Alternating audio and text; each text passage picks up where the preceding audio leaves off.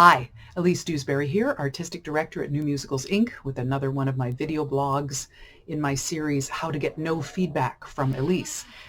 Recently, I started a little mini-series of assignments, as I'm calling them, or suggestions for you to go to a script that you are currently working on and try to apply some of these to your very own script that you're working on right now. Last month, the topic was character diction, and the idea was to go through your script and your lyrics and make sure that absolutely everything that your character says or sings is distinct and unique to that character.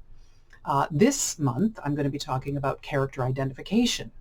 Now, this one is going to seem like a little bit of a no-brainer, but I am frequently amazed by how often I get a script across my desk where characters are introduced near the beginning of, or the first time a character is introduced near the beginning of the script, that will say, you know, Joe enters with his wife Mary and his son Bob.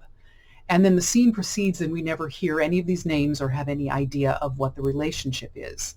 And so I find what that means, I believe, is that that we tend to get into the mindset of thinking that if it's stated in the stage directions, it is therefore clear. And of course, anyone who is reading the stage directions is clear. And so it tends not to come up. In a reading where you're reading the stage directions out loud, your audience isn't going to say, oh, I never knew that that was his son, because somebody read it in the stage directions, which is one of the reasons, as a little sidebar, that I often recommend that in readings of musicals, you don't read any of the stage directions, so you can make sure that everything is clear, or at least read as few of them as humanly possible. But back to the topic. So the important thing to remember is that stating something in a stage direction is not the same as making it clear to the audience. So the decision that you have to make as a playwright is, how much information do you want the audience to know about this character, and when do you want them to know it? And that kind of information includes things like their name. Maybe we don't know their name the first time we meet them. That's not the end of the world, but probably we're going to want to know their name at some point. One of the reasons for this that's just practical is that later on, if that character isn't on stage and we never heard that character's name and somebody says, oh yeah, that's right, Bob was just talking about you. If we don't know that that character's name was Bob, we aren't going to make the connection that they're talking about someone we've already met. As simple as that. So at some point, we probably are going to want to know the character's name. Up to you to decide when. Does not have to be the first time we meet them, but take a look at that. Go through your script and figure out, when do I want my audience to know this character's name, and how am I going to get that information across? Same thing with their relationship to other people on the stage. When do you need them to know that this is someone's son or daughter or brother or aunt or teacher? And if so, when is it important for them to get that information? And also perhaps their occupation.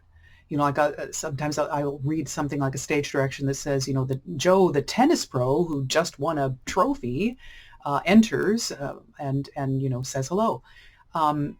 But again, the audience doesn't know that. The audience doesn't know that they're a tennis pro. So once again, does the audience need to know this information? And if they do need to know this information, when do they need to know it? And so I charge you to go through your whole script and look for each time a new character is introduced,